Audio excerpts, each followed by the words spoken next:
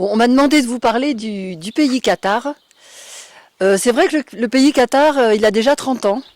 Et il y a, je suppose, parmi vous, pas mal de personnes qui n'étaient pas là il y a 30 ans. Et en fait, c'est intéressant de revoir un peu tout le cheminement qui s'est produit depuis ce temps-là. Le pays Qatar n'existait pas au XIIIe siècle, hein.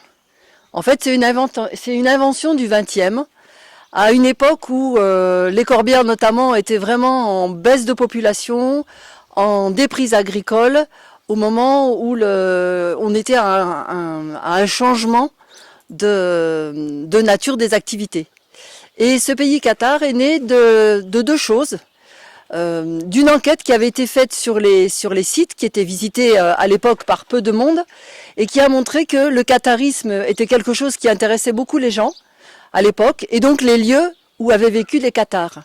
Et la deuxième chose, c'est une volonté, on va dire farouche, d'un élu local qui a été maire de Ville-Rouge et puis conseiller général et qui a poussé le département à se lancer dans ce programme de développement local qui est le pays Qatar. En fait, c'est à la base, c'est un programme de développement du territoire avec comme base le patrimoine, puisque notre région est riche en châteaux, en abbayes, et puis il y a la cité de Carcassonne évidemment, qui est le point d'orgue de tout le pays Qatar.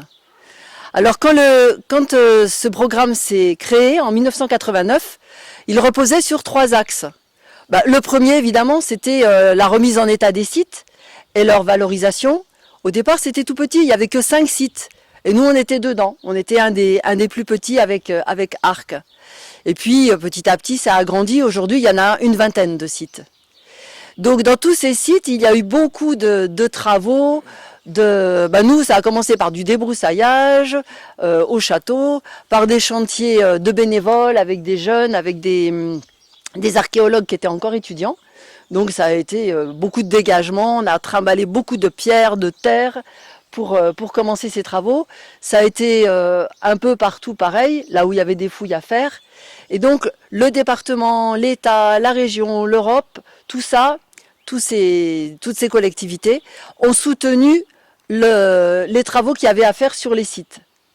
Mais ce programme de développement, il se basait aussi beaucoup sur les acteurs locaux et notamment sur la mise en valeur des villages. Alors pour parler de termes par exemple, à l'époque, c'était pas du tout évident de développer le tourisme. Et il y avait pas mal de réticences au niveau du village, des gens qui avaient peur de se faire envahir en disant « Oh là là, qu'est-ce qu'on va devenir s'il y a des hordes de touristes qui débarquent? Que va devenir notre village ?»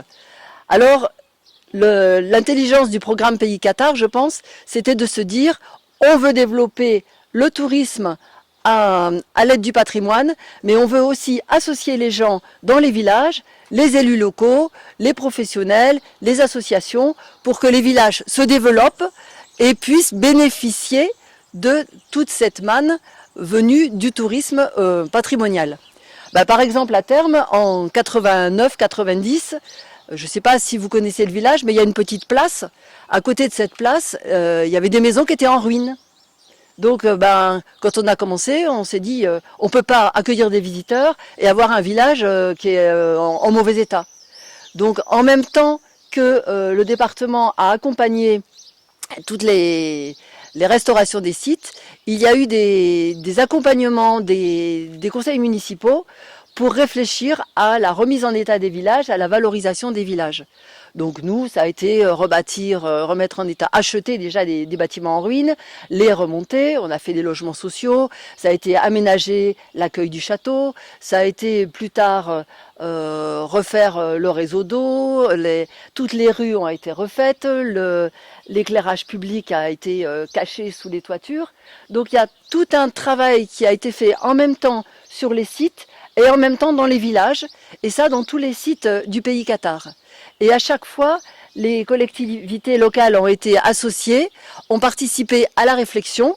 Pour ça, on a été beaucoup aidés par des techniciens du département, pour tout ce qui était l'aspect architectural par des architectes aussi, par des cabinets d'études, qui nous ont permis d'avoir une réflexion sur la remise en valeur du village, moi je parle pour terme, qui soit à la fois une conservation du patrimoine bâti ancien et l'aménagement moderne, moderne, avec toutes les commodités qu'on voit aujourd'hui.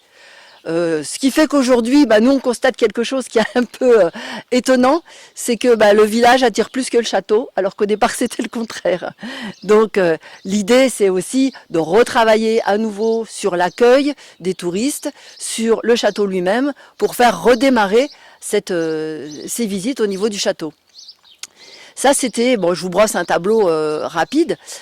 Pendant ces 30 ans, il s'est passé pas mal de choses. En 91, en 89, le département a mis en route le programme Pays Qatar. En 91, ça a été la création de la marque Pays Qatar. Et pas, je sais pas si vous vous souvenez, à l'époque, on voyait des coiffeurs Qatar. Je me souviens à Quillan, il y avait un coiffeur Qatar, un garage Qatar. Bref, c'était du n'importe quoi. La marque Pays Qatar, c'était l'idée de montrer que il y a une certaine qualité chez les producteurs, chez les professionnels de la région, mais dans un secteur géographique. Donc le pays Qatar, c'est d'abord un pays, c'est un secteur géographique, c'est pas la religion Qatar. Voilà, donc cette marque Pays Qatar, elle existe toujours aujourd'hui. Je crois qu'il y a 900 labellisées marques du Pays Qatar sur le département. Et donc ça c'est le troisième pilier. Le premier pilier, restauration des monuments. Deuxième, mise en tourisme des villages, c'est comme ça qu'on le dit aujourd'hui, à l'époque on ne disait pas ça. Et le troisième, c'est la marque Pays Qatar. Et puis dans l'histoire du Pays Qatar, il y a eu une deuxième étape, en 2014, c'est le lancement de l'acte 2 du Pays Qatar. Il y a eu le constat qu'il y avait besoin de moderniser un peu tout l'accueil qui était fait au niveau des sites. Donc il y a eu un travail sur les boutiques, il y a eu un travail sur la signalétique. Vous verrez à l'accueil du château, il y a des nouveaux panneaux. Il y a eu un nouveau logo aussi du Pays Qatar. Et les deux derniers nés de ce travail, ce sont deux applications. Une application de visite qui englobe tous les sites et une application de jeu. Et actuellement, le travail continue de manière un peu plus participative. Là, c'est tout nouveau, puisque il y a eu il y a 10 jours, une journée réunissant tous les agents d'accueil des sites, les élus, et puis les techniciens du département et les bureaux d'études qui travaillent avec eux, parce qu'il y a pas mal de monde, pour créer des groupes de travail sur des thématiques différentes, pour que les gens s'approprient de nouveau le développement de leur site et travaillent sur les besoins qu'ils ont identifiés dans leur site. Voilà. Et il y a encore autre chose, c'est que en 2017, il y a eu tout un travail fait par des historiens sur les forteresses frontières, puisque après la croisade des Albigeois, les châteaux ont été pris par le roi de France, et donc il y a eu toute une période de travaux, de grands travaux, pour reconstruire et agrandir ces sites et en faire des forteresses frontières. Donc ces forteresses frontières, elles ont fait l'objet en 2017 d'une candidature au patrimoine mondial de l'UNESCO. Donc c'est tout un travail qui est encore en cours parce que c'est quelque chose de très lourd pour concourir au patrimoine mondial de l'UNESCO. Il faut tout un cahier des charges qui est très compliqué, très astreignant, un cahier de gestion des sites pour préserver leur environnement, le caractère des villages et puis des sites eux-mêmes. Donc voilà où on en est aujourd'hui au niveau du Pays Qatar.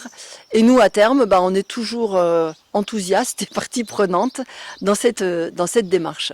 Et ce que j'ai oublié de dire, et peut-être c'est le plus important, c'est que en fait tout ce programme ne vise pas qu'à développer les sites. L'objectif, c'est de développer à la fois l'économie dans les villages et puis l'économie autour. On espère ne pas vivre en vase clos et que le réseau de tous ces sites, qui sont quand même une vingtaine, profite à tous les villages qui sont autour, et notamment aux hébergeurs, puisque si les gens viennent dans la région, c'est peut-être aussi parce qu'elle est estampillée Pays Qatar, aux producteurs, aux restaurateurs, à tous ces gens-là.